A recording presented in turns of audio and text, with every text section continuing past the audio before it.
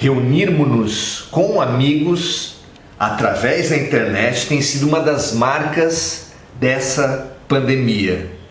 E é para celebrar a amizade que a gente resolveu conversar hoje. Celebrar a amizade.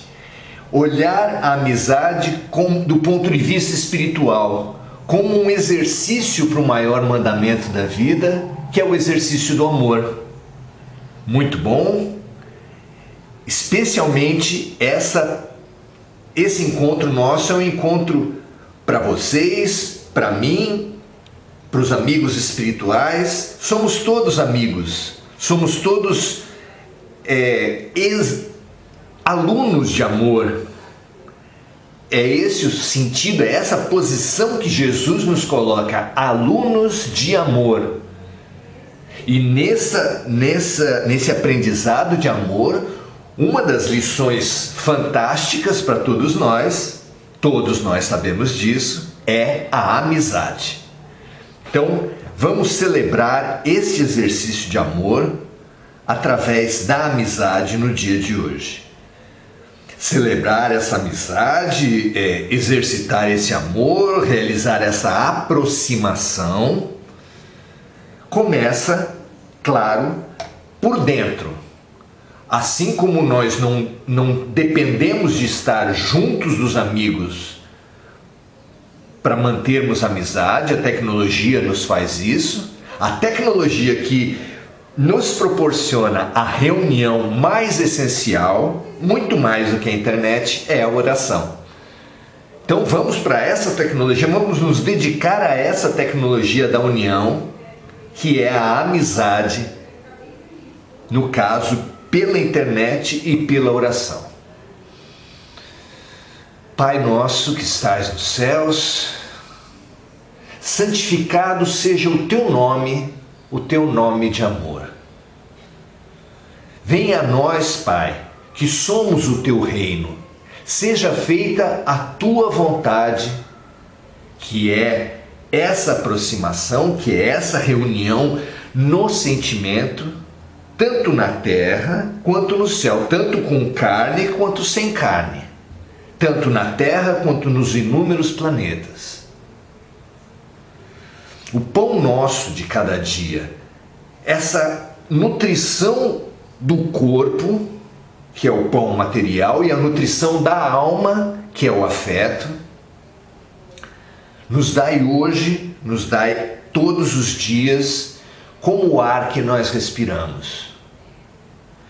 Perdoa, Pai, as nossas desarmonias, as nossas distâncias, as distâncias que nós colocamos entre nós e a natureza, matriz de um erro terrível que é a depredação ambiental, a distância que nós colocamos entre nós e os outros, matriz importante dos nossos erros, que é o orgulho, a vaidade, a arrogância, a prepotência. Perdoa os nossos erros do mesmo jeito que nós perdoamos a arrogância e a prepotência dos outros perante nós. Não nos deixes, Pai, cairmos nessa velha tentação do egoísmo, mas livra-nos de todo o mal que dele decorre. Que assim seja, graças a Deus. Como é linda a oração do Pai Nosso, como ela é cheia de significados, como ela é rica de possibilidades, não é mesmo? Hoje, para celebrar a amizade, nós viemos trazer uma passagem muito legal deste livro que nós queremos recomendar aos amigos. Boa Nova, psicografia de Chico Xavier, autoria espiritual de Humberto de Campos. Conheçam esse livro. Ele é praticamente uma extensão do Evangelho de Jesus. Ele conta com uma riqueza de detalhes, passagens desconhecidas no Evangelho e enriquece passagens conhecidas. Ou seja, um documento espiritual imprescindível para todos nós. Boa Nova, Chico Xavier. No capítulo que nós vamos estudar hoje, Amor e Renúncia, capítulo 12, Amor e Renúncia, Pedro, que parece que é sempre o embaixador da humanidade, é sempre o nosso representante, é sempre ele que faz as perguntas que nós faríamos, é ele que comete os erros que nós cometeríamos. Pedro me representa, como se diz hoje. Pedro, nessa passagem, nesse capítulo, nesse momento, faz uma pergunta para Jesus que muitos já fizeram para si mesmos, no contexto do primeiro milagre de Jesus. Então, para situar as pessoas, o primeiro milagre de Jesus foi nas bodas de Caná, uma festa que era dada para amigos da família do mestre. Ele compareceu lá com alguns de seus discípulos, foi bem ao início da trajetória de Jesus, e estava presente também Maria e possivelmente alguns dos seus irmãos também. Contam os evangelhos saborosamente que por essas contingências de festa aconteceu de, no meio da festa, faltar vinho, que era a bebida básica das festas. Sabedora disso, Maria se aproxima de Jesus e pede a sua ajuda. Jesus estranha aquilo e diz: que tenho eu com isso, se faltou vinho? A minha missão ainda não começou, ele disse para Maria. O que eu posso fazer? Maria não disse. Maria não disse o que ele tinha a ver com aquilo, Maria não disse o que ele podia fazer. Maria conhecia o seu filho, conhecia suas possibilidades, conhecia o seu coração. Ela, sem responder a nenhuma das perguntas de Jesus, é precioso, saboroso isso, ela falou para os servos da casa, chamou os servos da casa e lhes disse uma frase preciosa, que serve exemplarmente para toda a humanidade, para todos os tempos. Façam tudo o que ele disser. Servos de todas as festas, servos de todas as bodas, servos de todas as casas e famílias, ouçam Maria de Nazaré recomendando: façam tudo o que ele disser. Não é precioso? Precioso, preciosa e precisa. E saiu. Jesus recomendou aos servos que lhe trouxessem as grandes ânforas de água que abasteciam as casas. Acredito que a maioria de vocês já saibam, mas não havia água em Caná no tempo de Jesus. Não havia uma caixa d'água. As casas eram abastecidas no lombo de burro, com pessoas da casa que iam levando seus jarros nas fontes, nos poços, nos lugares que abasteciam as aldeias. E aquela casa, como todas as outras, possuía suas ânforas cheias de água. E Jesus pediu que as trouxessem até ele.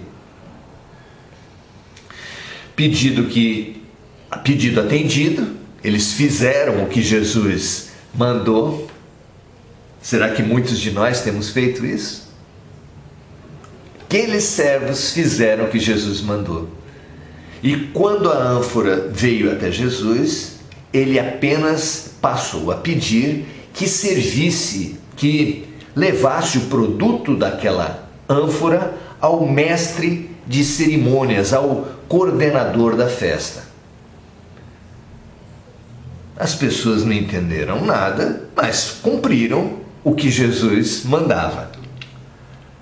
Nós também, por esses últimos 2000 anos, não é difícil perceber que não temos entendido muito do que Jesus manda.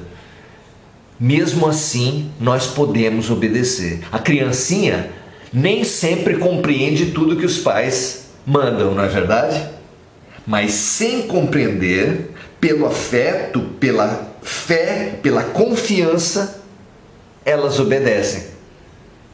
Aqueles servos obedeceram e sempre fica a pergunta típica do estudioso do Evangelho: e nós? Mesmo que nós não entendemos de Jesus, nós temos obedecido? O mestre de cerimônias, o coordenador da festa, ficou embasbacado e disse: nossa, quase todo mundo serve primeiro o melhor vinho e quando os convidados já estão bem servidos do melhor vinho, serve o pior. Mas o dono dessa festa não. Agora é que ele vem com o melhor vinho. Esse foi o milagre das bodas de Caná. E tendo participado dessa ocasião, tendo presenciado essa ocasião, Pedro ficou embasbacado. O milagre de transformar água em vinho desafiou o entendimento de Jesus e, a bem da verdade, desafia o entendimento de quase todos os estudantes do Evangelho. Por que quase? Porque há estudantes do Evangelho que não usam a razão. Tem contato com as Escrituras para decorar, para ostentar, porque existe cristianismo de ostentação também. Aqueles pregadores que se orgulham de saber capítulos e versículos, mas que não fazem uma presença ativa junto a Jesus. Pedro não. Pedro mantinha-se sempre ativo perante Jesus e nessa condição de atividade, de presença, ele perguntou para Jesus, coisa que não consta nos evangelhos, mas que consta nesse maravilhoso livro, Boa Nova, para fazer o qual o Espírito Humberto de Campos teve acesso aos arquivos mnemônicos do espaço. Porque no espaço existem arquivos mnemônicos, que no Oriente se fala de registros acásicos ou acásticos, e o espírito, de posse desses contatos, dessas memórias espirituais, aproveitou alguns trechos da passagem de Jesus e nos trouxe. Aqui, o apóstolo perguntou para Jesus: Senhor, em face dos vossos ensinamentos, como devemos interpretar a vossa primeira manifestação? Como podemos entender a vossa primeira manifestação nas bodas de Caná? Não se tratava de uma festa mundana? O vinho não iria cooperar para o desenvolvimento da embriaguez e da gula? Primeiro, essa separação que o ser humano sempre fez entre coisas que são sagradas e coisas que não são sagradas. Sagrados são apenas os momentos, os ritos, os espaços sagrados são apenas aqueles ligados às religiões. Tudo que não é ligado às religiões é mundano. Essa é a cultura tradicional. Pedro, embebido da cultura tradicional, perguntava para Jesus: será que há uma separação assim? Será que essa separação vem dos homens ou vem de Deus? Não é? Precioso perguntar isso. Se só vem de Deus aquilo que é consagrado pelas religiões, praticamente um mínimo espaço da terra é sagrado. Só o lugar dos templos. Um mínimo tempo da vida é sagrado, só o espaço dos cultos. Um mínimo espaço das nossas vidas é consagrado a Deus. Só aquele rito que nós participamos. Será que isso é verdadeiro? Eu fico com Beto Guedes quando ele diz: tudo o que move é sagrado. Às vezes o artista é melhor que o profeta. Ou é um profeta em si, porque a arte é uma espécie de profecia, é uma espécie de mediunidade. O que é a inspiração, não é mesmo? Tudo o que move é sagrado. E a pergunta que se segue é: o que não move? Mesmo que nós chamamos de matéria inerte, nos seus átomos há um movimento que nós conhecemos dos elétrons em volta dos nêutrons. Para falar da ciência mais tradicional, para não falar das partículas, etc, etc, subatômicas. Tudo o que move é sagrado. Se até a matéria move e é, portanto, sagrada, tudo, absolutamente tudo é sagrado. Não existe essa separação do sagrado e do mundano. Isso é criação humana. Não é? Então, há aqui na pergunta de Pedro já um equívoco, não dele, um equívoco da humanidade, que acaba gerando duas personalidades dos religiosos. Uma nos espaços e nos momentos das religiões, ali ele tem um comportamento, e depois nas ruas, na família, nas suas relações, outro comportamento.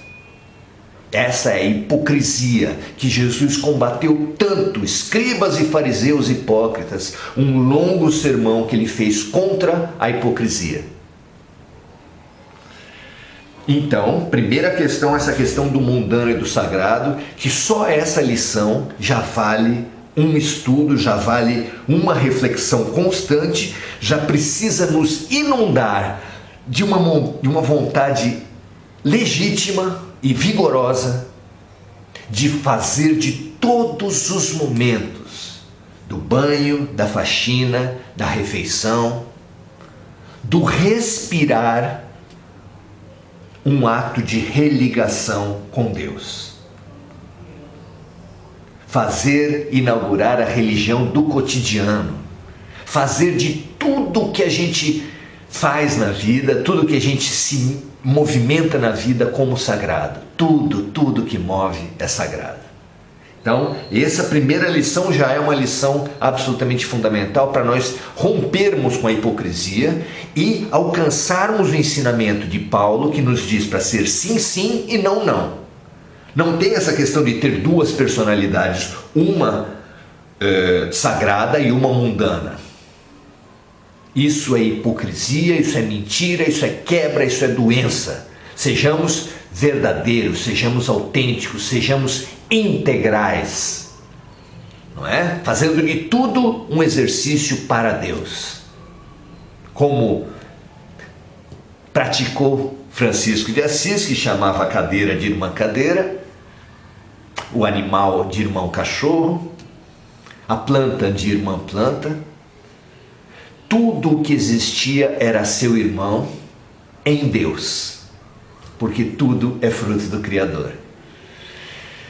Francisco de Assis, maravilhoso, nos abrindo para uma nova religiosidade, que nós sejamos todos autenticamente franciscanos, muito mais que da ordem, mas do espírito, não é?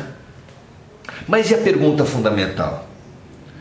O vinho não iria cooperar para o desenvolvimento da embriaguez e da gula? Será que é legítimo de um Messias? O que vocês acham?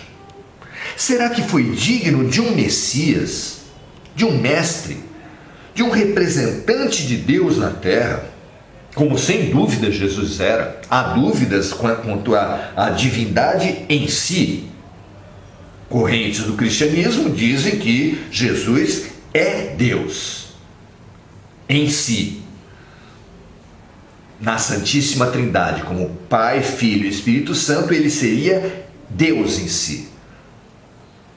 Mas não há dúvidas que ele seria emissário, que ele seria representante, que ele é um enviado de Deus, um exemplo magno do amor. É digno de um emissário de Deus que faça um milagre como transformação da água em vinho?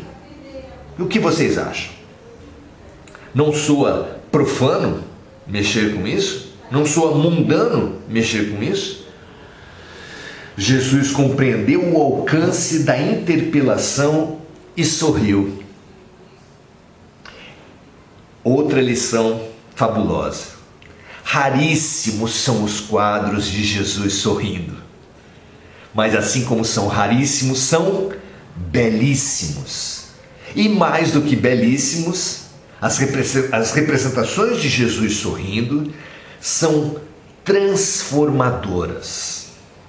Porque nós aprendemos também que há uma atitude religiosa e uma atitude mundana. E a atitude religiosa não compreende o sorriso, não compreende a alegria. Nós simplesmente quase não conseguimos imaginar Jesus sorrindo. E esse livro está cheio dessas passagens sobre a alegria. Então, aqui diz que Jesus compreendeu o alcance da pergunta de Pedro e sorriu. E sorriu, meus amigos. Primeira lição que o mestre já dá apenas com o seu sorriso. Coloquemos a alegria como nosso objetivo espiritual, como uma meta, como uma ferramenta de iluminação e de elevação. Porque essa ferramenta era uma ferramenta de Jesus, assim como era uma ferramenta de Buda. Os luminares são alegres, meus amigos. Se nós somos seguidores dos luminares, sejamos alegres. Não é? E a resposta veio transformadora ainda mais. Simão, disse Jesus, conheces a alegria? Conheces a alegria de servir um amigo?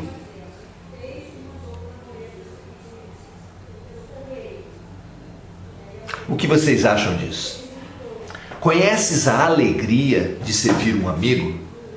Já que Pedro me representa, já que Pedro nos simboliza perante Jesus, perante as questões do Evangelho, os ensinamentos do Evangelho. Essa pergunta é para todos nós. Você, meu amigo, minha amiga, você conhece a alegria de servir um amigo? Como é? Como é essa alegria? O que acontece quando você percebe que está contribuindo, que está servindo, que está ajudando de alguma forma? Como é isso para você? Eu tenho uma amiga, psicóloga, Sandra Menezes. Se esse vídeo alguma vez chegar a algum conhecido dela ou a ela, vai ser uma alegria para mim. Uma alegria. Ela uma vez contou que no processo psicoterapêutico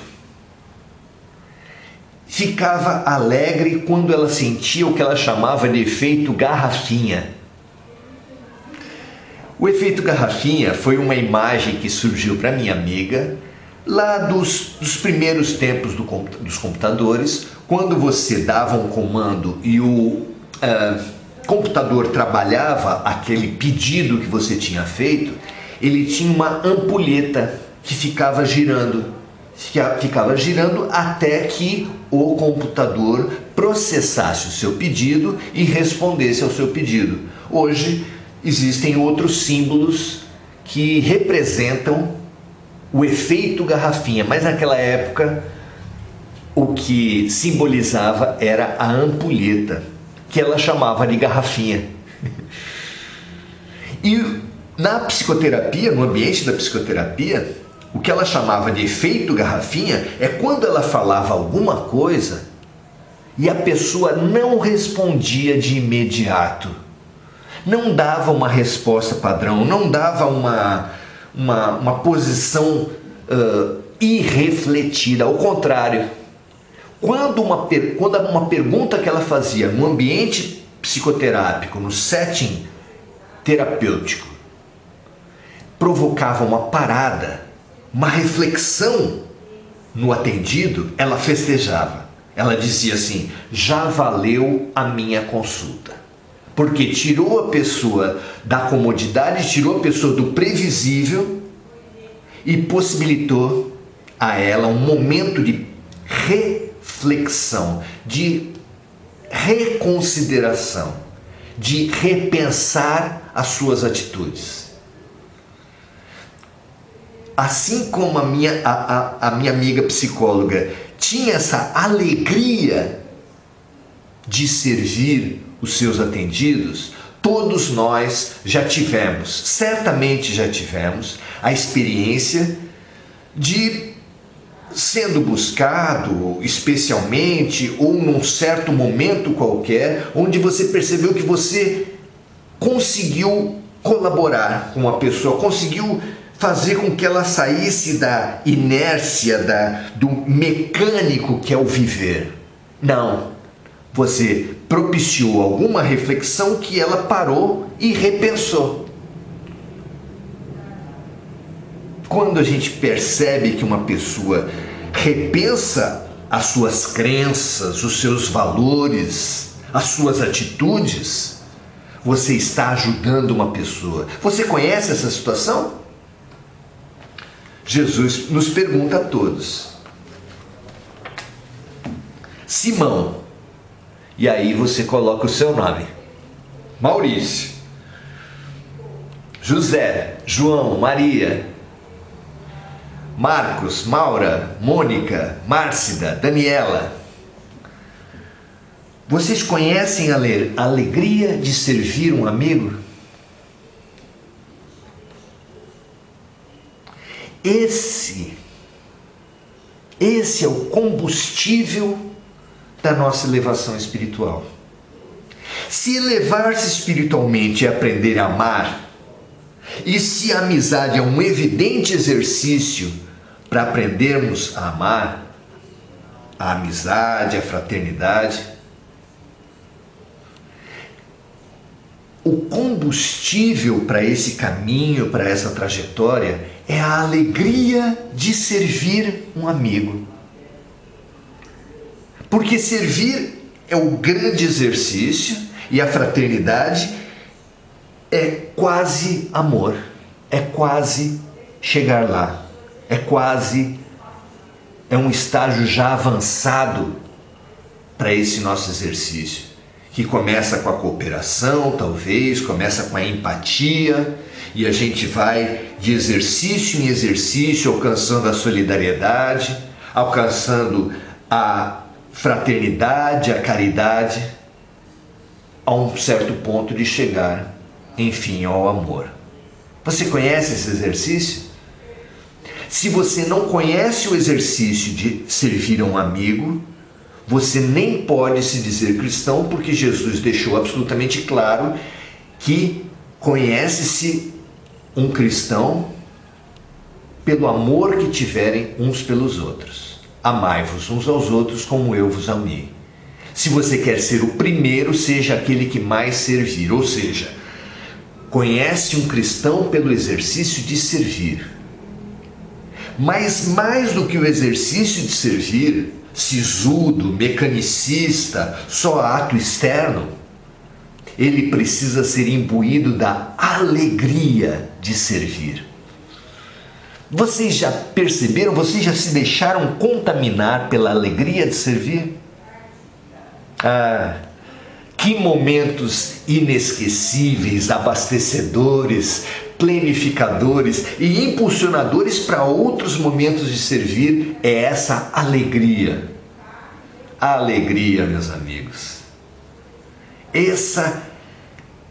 Isso é que vai fazer a amizade ser verdadeiramente um impulso para sentimentos maiores e mais generosos, chegando um dia no amor, no amar como Jesus amou. A amizade. Jesus chegou a dizer que não chamava os seus discípulos de servos, mas de amigos. Ele falou que ao invés de discípulos, apóstolos, servos, ele chamava os discípulos de amigos.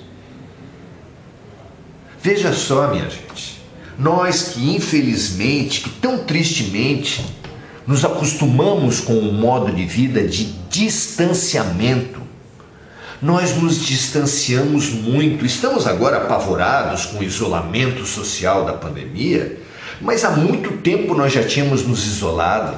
A própria internet, que hoje nos aproxima, já é, e ainda é em muitos lugares, mas já foi muito mais, um instrumento de afastamento, a ponto de algumas pessoas uma família pode estar num restaurante, isso acontece frequentemente, e enquanto a comida não vem, cada um está no seu aparelho.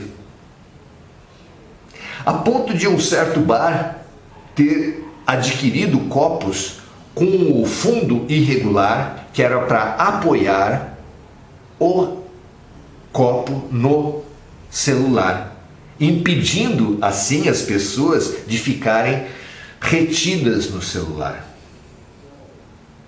Então, nós nos distanciamos e, claro que não foi apenas pelo celular, nós nos distanciamos antes disso pela televisão e antes disso por diversos outros mecanismos que nos aproximam num sentido mais superficial, mas nos distanciam num sentido mais profundo.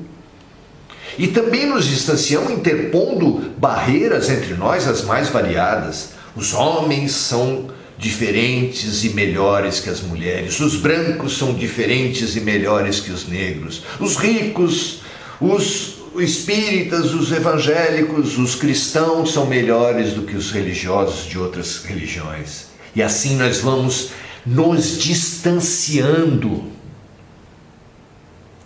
E o mandamento foi amar o próximo. Como é que nós vamos nos aproximar? Quando é que nós vamos nos aproximar uns dos outros? Pela compaixão, pela cooperação, pela fraternidade. Quando é que isso vai acontecer? Quando nós aprendermos a alegria de servir. O que vocês acham disso? Esse é o impulso, esse é o estímulo de Jesus no dia de hoje. Que Ele nos ensina todos os dias treinarmos com o Pai Nosso.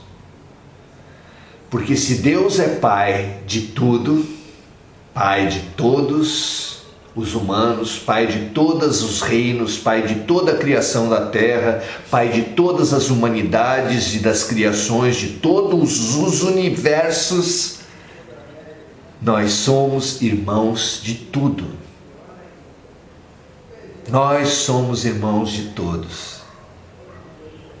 E é com essa alegria que nós hoje nos unimos e nos reunimos com toda a criação de Deus. Amplie o seu coração, expanda o seu afeto para todas as criaturas de Deus na terra, para todas as criaturas de Deus nos múltiplos universos. Para dizer como nunca a gente disse, para sentir como nunca a gente sentiu, Pai Nosso, nos irmanando essa fabulosa corrente de luz que é a hora do Ângelus, digamos Pai Nosso, mas nos sentindo agora uma família, uma grande família, irmãos das cadeiras, irmãos dos objetos, irmãos de todos os vegetais, irmãos de todos os animais. Pai Nosso, que está no céu, na terra, no mundo espiritual, no mundo encarnado. da terra, dos múltiplos planetas, dos múltiplos sóis. Santificado seja o teu nome, o nome do amor, que é o meio que nos faz irmãos. O que realmente nos torna irmãos conscientes, não só pela nossa origem em Deus, mas conscientes dessa fraternidade, é o amor. Pai nosso que estais no céu, santificado seja o teu nome, que nos irmana a todos. Amor. Venha a nós o vosso reino de amor, o vosso mandamento de amor. Venha a nós o vosso reino, seja feita essa tua vontade, em todos os cantos, em todos os momentos, para todos os seres, assim na terra como no céu. O pão nosso de cada dia, o pão do corpo e o pão da alma, que é essa alegria de servir que nós descobrimos hoje com Jesus, nos seja dado todos os dias, que todos os dias nós aprendamos a servir com Jesus, a servir um amigo com Jesus, a nos aproximar de toda a criação, a fazermos de todos nossos amigos. Perdoa, Pai, os momentos de distanciamento que nós ainda recaímos, mas não nos deprimamos com os erros, com os momentos de distanciamento. Perdoamos e sigamos em novos exercícios de aproximação. Assim como devemos perdoar aqueles que erraram conosco e já reiniciar a reconciliação. Reconcilia-te já com teu adversário, com teu inimigo. Não nos deprimamos, não nos isolemos com os nossos erros, nem com os erros alheios. Os erros são contingências, ninguém aprende sem errar. Perdoa, Pai, os nossos erros como nós perdoamos os erros alheios. Não nos deixes cair na tentação de nos congelar no erro pela culpa e pela mágoa, mas livra-nos de todo o mal que decorre desse congelamento na mágoa e na culpa. Que assim seja, graças a Deus. Renovando-nos com o Pai Nosso, não é?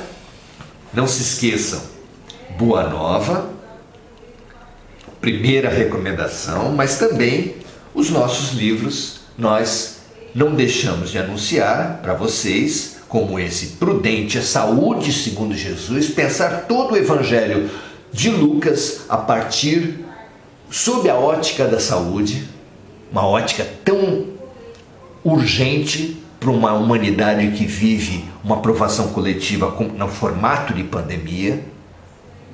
Prudente, a Saúde segundo Jesus, que estimula uma prática terapêutica do Evangelho no lar, já que são capítulos pequenos de versículos dos Evangelhos, que já tem possibilitado, como no livro Símplice, também o Prudente nos ajuda nesse mesmo sentido.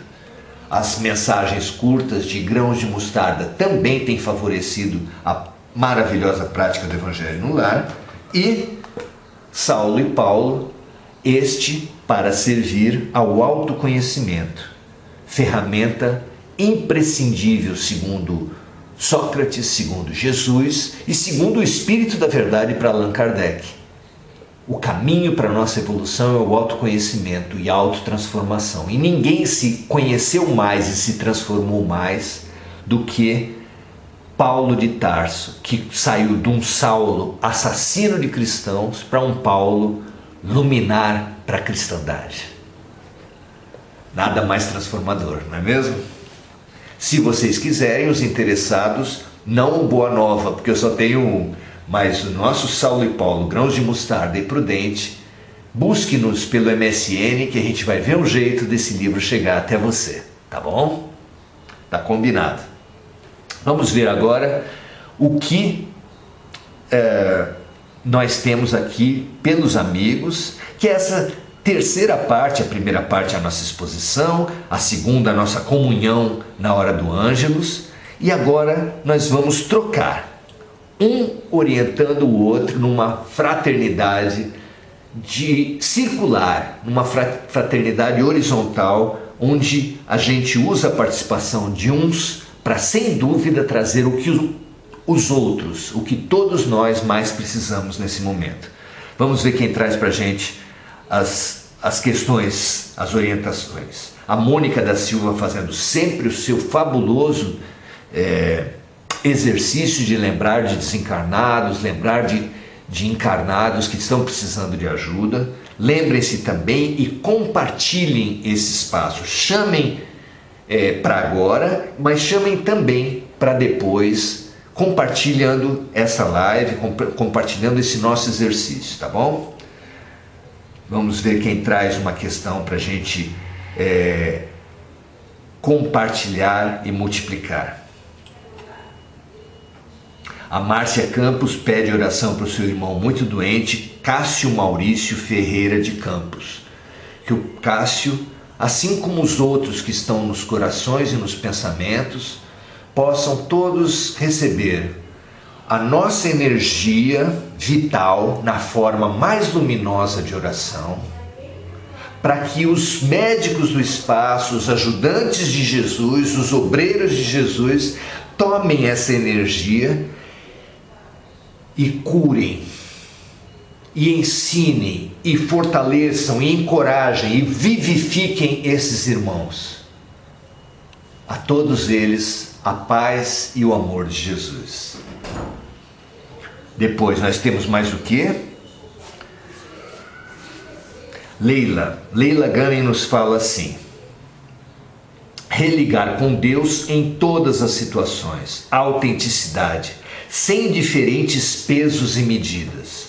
A autenticidade é um fabuloso exercício para todos nós, para que a gente possa lembrar de Paulo quando ele fala sim, sim e não, não, né? Sem diferentes pesos e diferentes medidas, sem divisões de sagrado e profano. Ao contrário, todos unidos numa mesma integralidade. É uma palavra generosa, a integralidade, não é? Vamos ver quem mais traz uma questão para a gente conversar aqui. Leila Gunning: Jesus, representante de Deus para nos mostrar os verdadeiros caminhos. Muito bem, é isso mesmo. Ele é o nosso guia, nosso exemplo. 1000 luminares vieram falar de amor, mas ninguém exemplificou o amor como Jesus o fez para todos nós, não é? Margarete: fiquei mais aliviada quanto ao sorriso. Essa nossa irmã é uma educadora do sorriso. Quantos educadores são educadores do sorriso? Algumas pessoas se surpreendem das inúmeras passagens em que Chico Xavier contava passagens hilárias. Se você não conhece isso, eu sugiro que você vá no YouTube e digite Pinga Fogo. Pinga Fogo era o maior programa de entrevistas na década de 70 no Brasil. Parava praticamente o Brasil todo. E Chico Xavier teve tanta audiência no seu programa Pinga Fogo que o programa, que era para ter 1 hora, durou 3 horas. Era um tempo de fitas de videotape, eles tiveram que trocar várias vezes as fitas. E ele depois ainda foi chamado para outro programa, tal era a audiência. Foi recorde de audiência, e se não me engano é recorde de audiência na televisão brasileira até hoje. Até hoje. E ele foi chamado para outro programa, e ele sempre contava uma passagem para rir, uma passagem hilária, uma passagem cômica e ao mesmo tempo elucidativa, como só as grandes almas conseguem fazer. Chico Xavier ria muito. E sabe do que mais ele ria? De si mesmo. Pergunte para um psicólogo se um louco, se um psicopata ri. E principalmente se ele é capaz de rir de si mesmo. dos maiores sinais de saúde mental que nós podemos ter é a capacidade de rir, e rir de si mesmo. Lembremos mais uma vez Jesus nessa pergunta luminosa. Pedro, Maurício, Meire, Joanete, Morena, Luiz, para lembrar dos meus familiares. Conheces a alegria de servir a um amigo? A alegria como ato fundamental de religação com Deus. Fique aliviada e fique tranquila, porque a sua alegria, Margarete, é um passe, é uma transmissão, é uma infusão de energia. Você já sabia disso, é claro, mas que nós nos reforcemos na nossa alegria, não é? Principalmente para rir de nós mesmos, que é o que a gente mais faz, né? Leila Gunning falando da alegria de servir, de partilhar, de se encher de vida nova na alegria do outro. É isso. Isso é Jesus. Hoje nós estamos com essa descoberta. A alegria, mais do que tudo, é Jesus. André Salvatore, ter amigos é maravilhoso, mas ser amigo é divino. Realmente é isso mesmo. Que mais a gente tem? Margarete Machado. É o que mais faço, sorrir. E quando ajudamos o outro, a alegria é abrangente, é plena, é profunda, não é mesmo? Que combustível para a vida é a alegria de servir a um amigo. Que mensagem linda Jesus nos trouxe hoje. Gugu Souza, boa tarde, Maurício, belíssima explanação de tudo é sagrado. Eu também penso assim, mas infelizmente não é o que vemos no nosso dia a dia. O que mais existe são as hipocrisias. E muito triste está, é muito triste esta realidade. Gratidão, meu amigo, por nos proporcionar esses ensinamentos com tantas verdades. Deus abençoe e proteja poderosamente. Olha como a amizade é boa, não é? A amizade é essa reflexão. E eu vou usar essa mensagem, esse pensamento sobre a reflexão com uma imagem impagável, para com ela a gente concluir os nossos pensamentos de hoje. Depois a gente continua trocando na digitação na internet. Uma das imagens que a psicologia mais usa como a função do outro nas nossas vidas é a função do espelho. Eu não sei se vocês já tiveram acesso a isso, mas a psicologia constantemente fala que o outro é espelho. Isso é muito útil, porque quando a gente reproduz a nossa triste mania de acusar o outro, de culpar o outro, de responsabilizar o outro por todos os problemas, e a gente sempre faz isso no casamento, no condomínio, no trabalho, no trânsito, na política, não é? Não importa que grupo político você se filie, mas a única certeza que os dois grupos têm é que a culpa do Brasil estar do jeito que está é do outro.